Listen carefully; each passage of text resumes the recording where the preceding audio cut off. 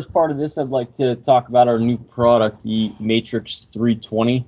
It's our new 2-megapixel camera.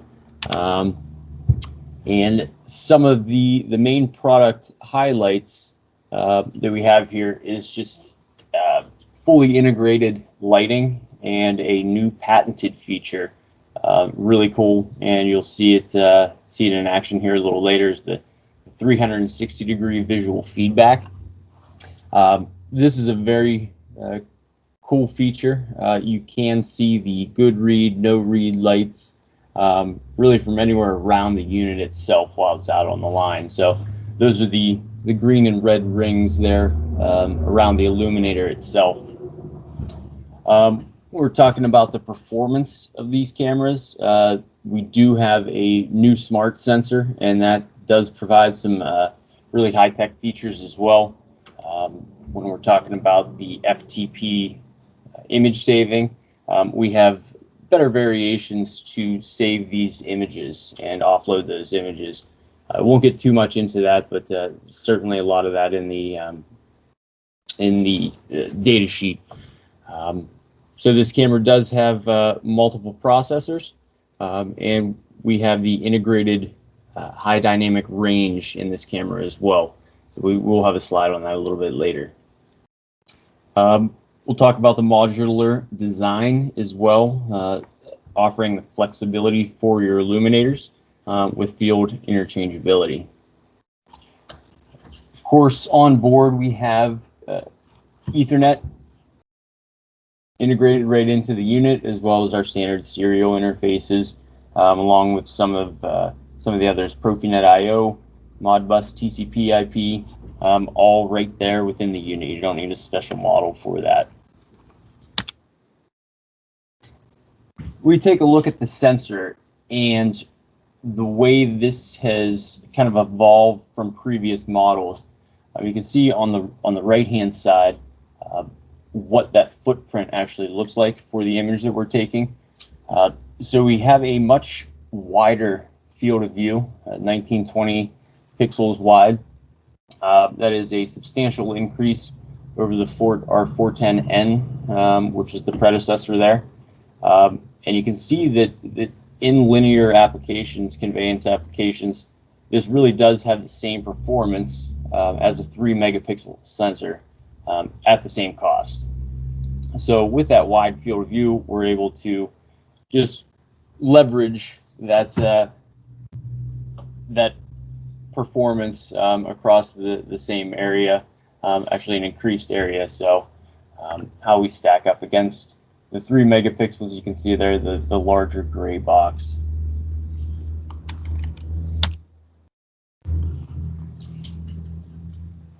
And then we're talking about the high dynamic range of this. So this is a cool software feature that we have.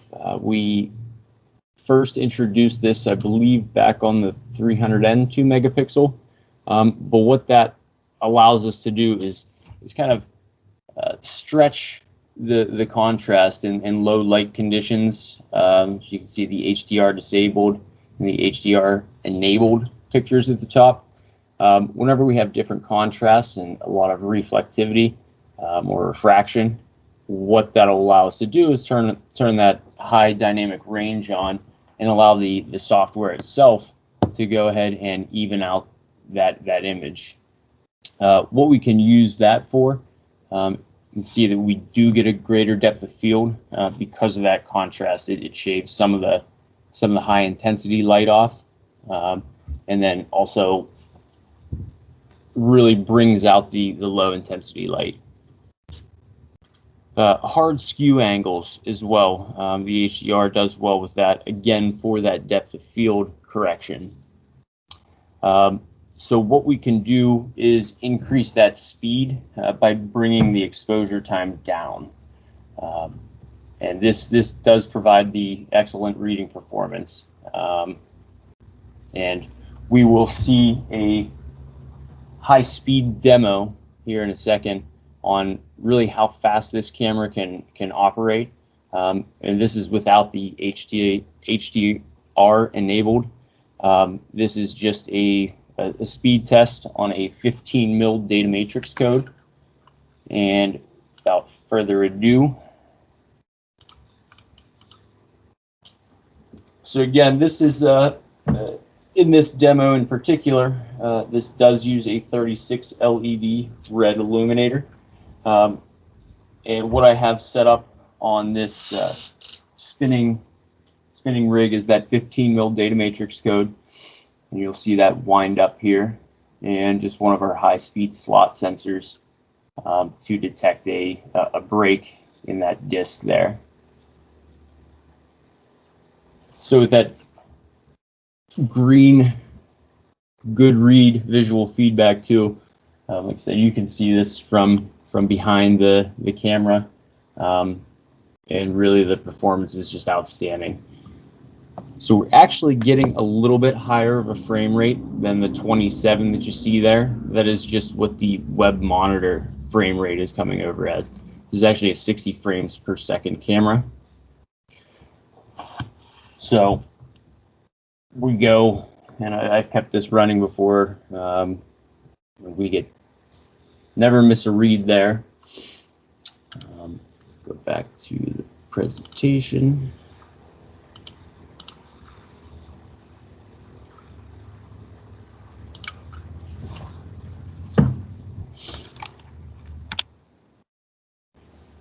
Okay, similar to our 410, but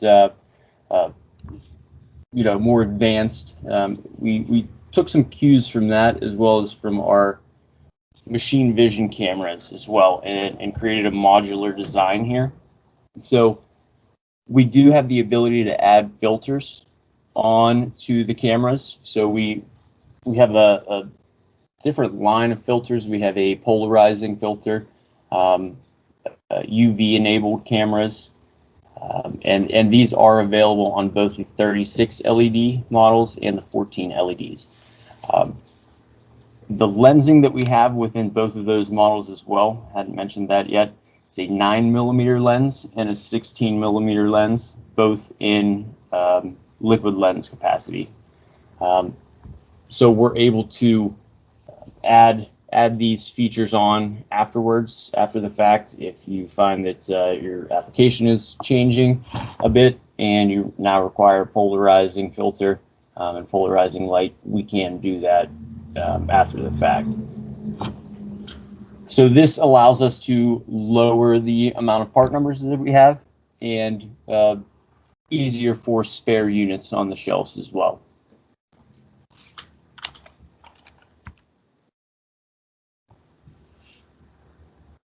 And with these models as well, we do have the ability to independently control these banks or sections of LED lights. This just the other day was needed for an application where we were getting a lot of glare off of CD packages or DVD Blu-ray movie packages, and it was casting a high intensity light. But we did not want to use the polarizing cover on that because of the reading distance we needed. So just by controlling a few of those different sections, we were able to get the glare off of the code and significantly increase the read rate. It's kind of back to the smart lighting. The different color and options available are the standard red, blue, and white LED lights, plus the IR and UV options are now more of a standard rather than a special request. So those are available with the models, and you can, like I said, add these on, make them more modular as well. So we are ready to solve all of the hard DPM applications with all of these different features that we have on the cameras. It is worth mentioning as well that this is the backbone for our new STS units for the tire industry. So using the 14 LED models or the 36 LED models, we do have those options available to be the next generation of STS camera arrays.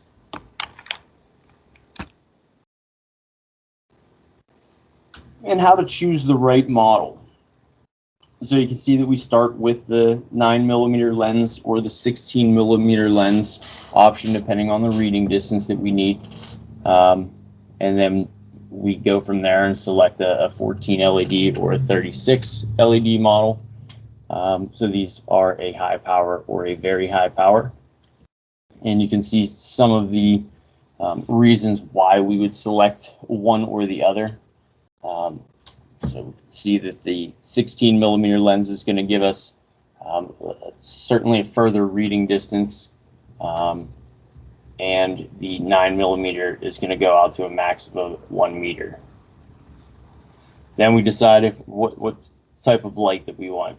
So it's kind of a nice, easy trickle down effect here on how to select the correct camera. And I will also show you, we have on our website, I can pull it up quickly, we have a camera selector as well that really helps you. It's not cooperating with me at the moment. I'll show that at the end here. But that's what I have for the Matrix 320. So we can save some time here at the end, ask questions afterwards. I will have that camera model selector tool up to show you as well. So without further ado, then here is Matthew. Thank you, Jeff. Good stuff there. Yeah, I didn't realize that CD and DVD packages are so prevalent. So that's good. But yeah, that Matrix 320 is a great device. I know it's superior to our previous, the predecessor device. It's superior to the competition out there. With the smart lighting, the DPM, and the tire reading solutions. It's just a really good device. So as you guys want more information on that or need more details on that, please feel free to reach out and let us know. We'd love to get that for you. Okay, so now if we can move on to the hand scanner. So this is this is DATALOGIC's newest wearable device. It's the hand scanner. We'll spend about 5 minutes on this, and then I've got a quick video at the end. Hopefully we can get Jeff's video up, and then we'll do some Q&A there. Okay, next slide. So why do you need a hand scanner? Why would you need a wearable device? So it's a real simple answer. Anytime two hands are required.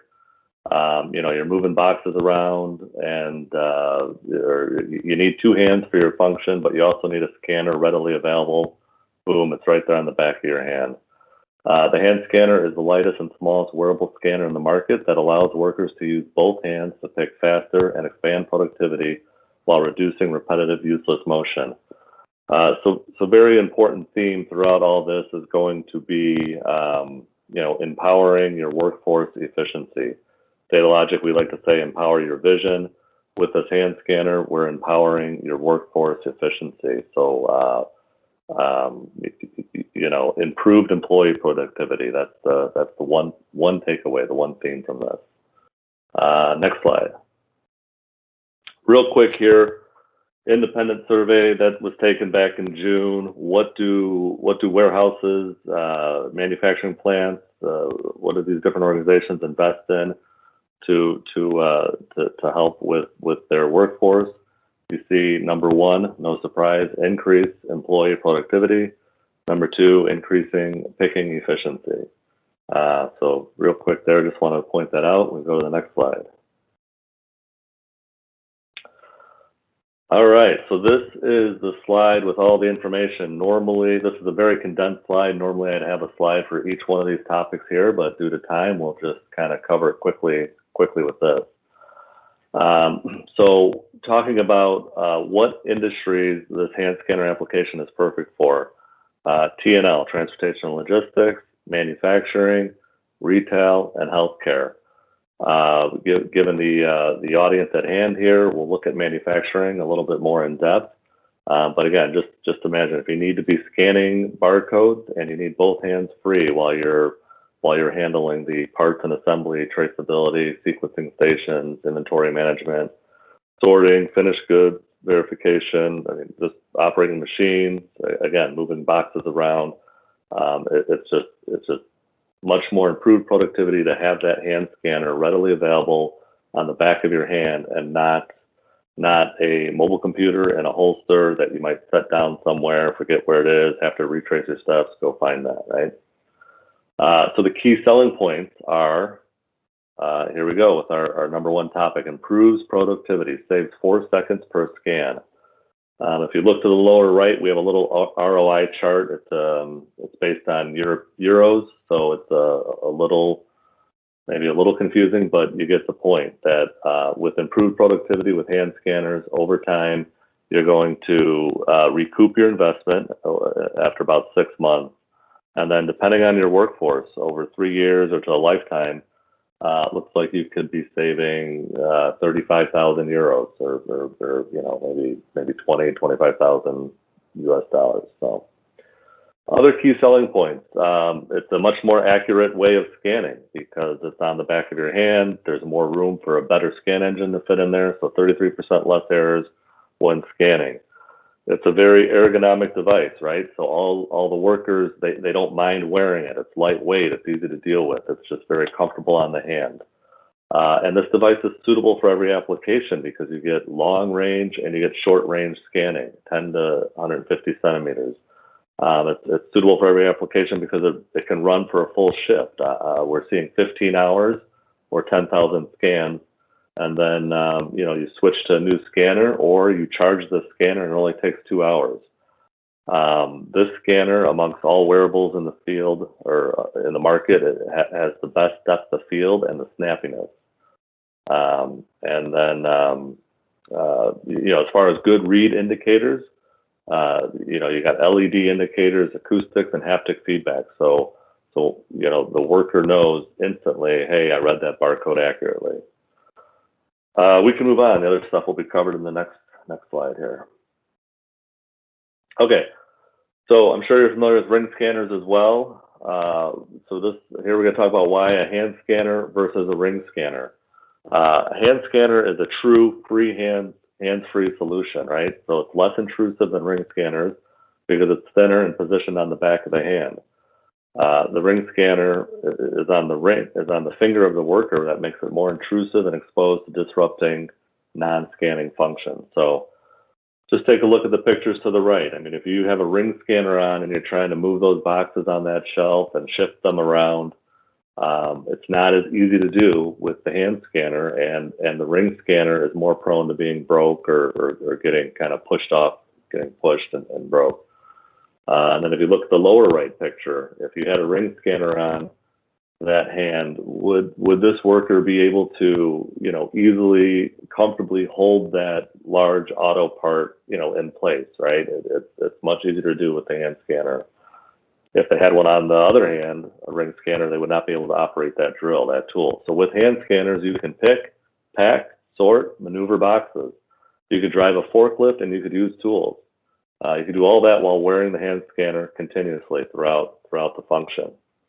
And then the other thing we see with hand scanners versus ring scanners is a 20% reduction in damage and a need to replace them. Next slide.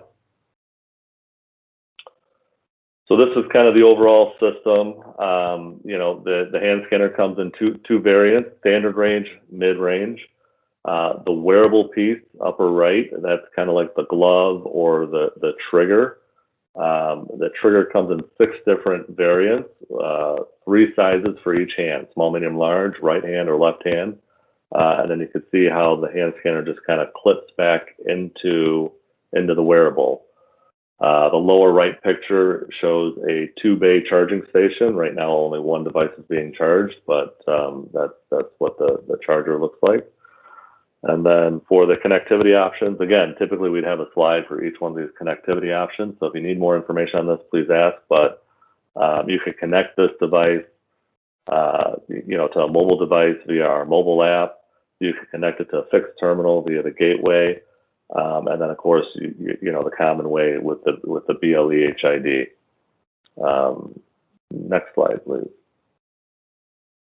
Okay, last but not least, pair one of our hand scanners with one of our mobile computers. The Memoir 20 and Memoir 10 you see pictured there are the Memoir 20 is our best PDA, you know, most common PDA.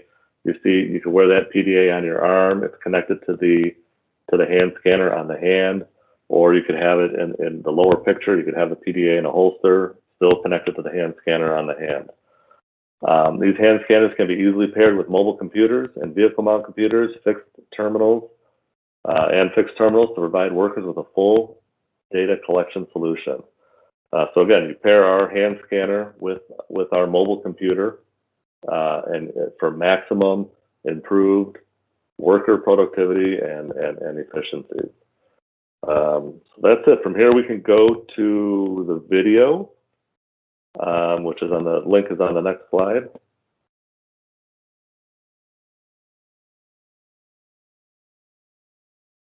And I don't know if we're hearing the volume, the music behind it. It's not necessary, but what this will do, it just gives us it's a stock video, but it's going to show it in action, right? So kind of there he is putting it on. That's just the trigger portion. No hand scanner yet. It clips in the hand scanner. Yeah, you can hold boxes, pick and pack, no problem, right? Scanning as you're picking and packing, saving 4 seconds or 35,000 euros in the future. The accuracy. So we find 33% improved accuracy with scanning like this.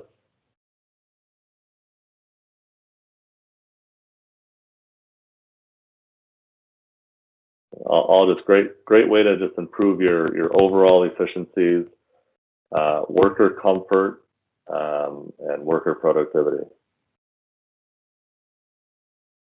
There's the 2-bay battery charger we talked about. And that's awesome. I mean, 2 hours to charge that up. So, and then you get another 15 hours of it. That's great.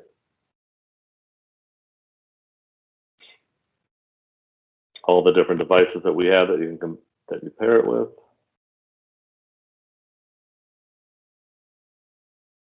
And that does it for the hand scanner. Yeah, so again, we'll have a few minutes here, I think, at the end for questions, but let's see if Jeff's other video is able to load. If not, we'll go right into questions.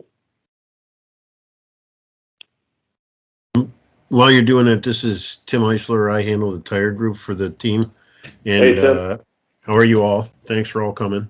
I just wanted to say a couple of things. The STS 320 is fully available now, and it's been tested in multiple applications in the States where we've had really, really, really fantastic results with respect to the STS 400, which you already know is a very, very, very strong player in the tire market. So the read rates that we're getting with the Matrix 320, STS 320 are really pretty amazing. The two things I wanted to mention are, yes, they are available now, but two, the STS 400 is not obsolete yet. What we're trying to do is provide the customers a movement to a newer product that can carry them on for the next 10 years. The STS 400 is at its peak in its product life cycle, so it's not going to be going to the tail end of its life cycle. So in order to prevent customers from buying a material that then is obsolete the day they put it in place, we're giving them this option to put in place the STS 320 as an alternative.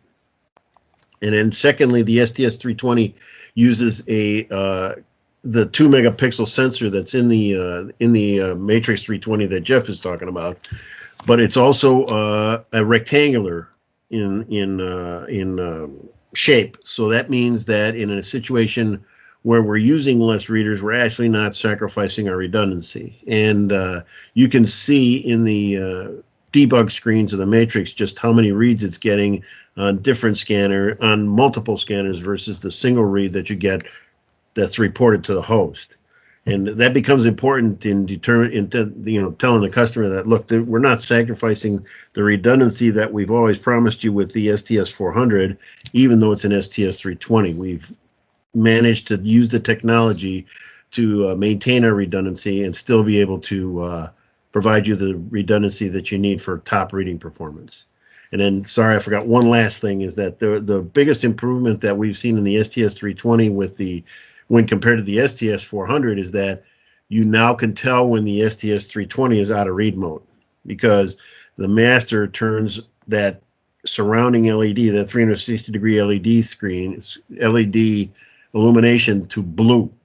So there's actually 3 different colors that LED ring goes. So surrounded green for good read, surrounded red for no read, surrounded blue for out of read mode, which anybody who's used the STS 400 or the Matrix 410, one of the biggest beasts is that you never know when it's in run mode and when it's not in run mode. And you start running tires and it's not in run mode and everybody gets mad that nothing's being read. So this prevents that issue from happening in the future and gives us a great move forward in how the product performs in the field. That's it. Thank you, Tim. That's a great addition. Thank you for offering that information.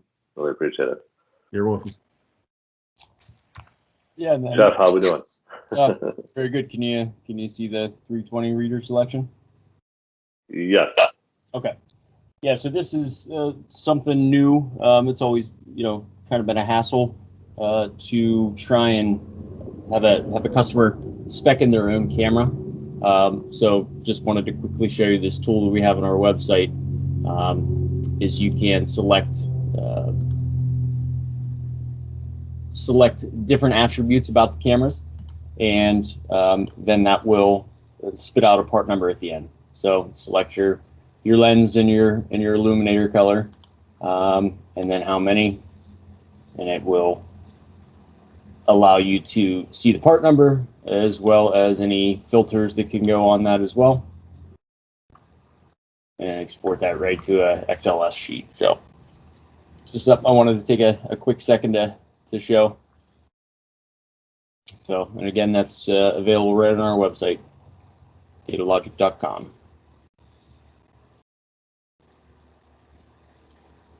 All right. And that's the standard part of the website or the partner portal?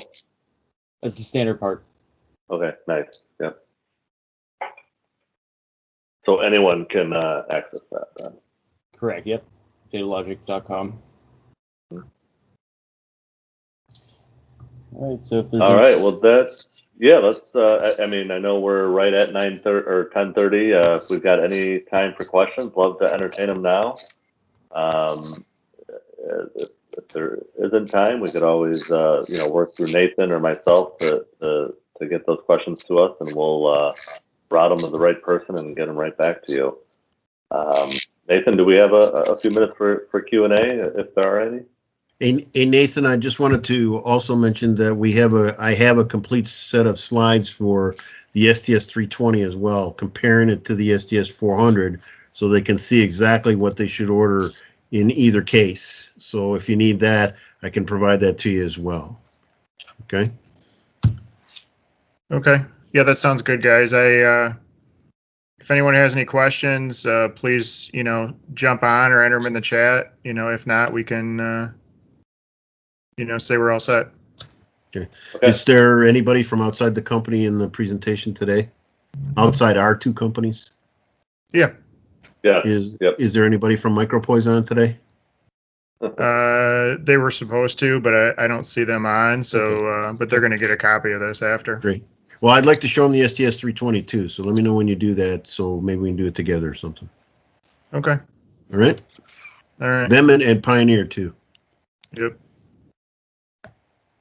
All right. Yeah. Well, thanks a lot, Matthew and Jeff. Yeah. Thank you. Yeah, I think we're all set for today. I'm not seeing any questions. Okay. Yeah. I didn't check the chat, but I don't know if I'm checking it right. So I don't think there's anything there. Nathan, you know that there's a distinct difference between the Matrix 320 products and the STS 320 products, and that is that the Matrix 320 products make use of the liquid lens more than the STS 320.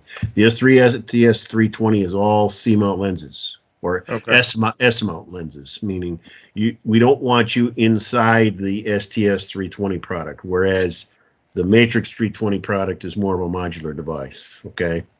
Okay. So if you're gonna offer a single reader unit for the micropoise type people, I would say in that case, try and get them to take a look at the single reader in the STS 320. That way, the customer only has to carry one spare part because they can use the ATS 320 for a single scanner operation. Okay, just like the STS 400 was. Right. Okay. All right. That sounds Thank you very good. much. Sounds good. Yeah. All right. Well, I appreciate Nathan and Amy. I thank you very much for letting us do this, and Jeff and Tim for helping out. Sorry about that. Yeah. It's yeah. I'd love to do more of these. So maybe a deep dive into the STS 320 someday. Hey, how's the turnout for the manufacturing in America, Nathan? Are they going to have that this year? Oh yeah. Oh yeah. I'll call you about it after we can talk about okay. it. Okay. Yeah. Yeah, all we're right. working Thank on you. that. Okay. Thanks, See you, guys. everybody. Thank you, everyone.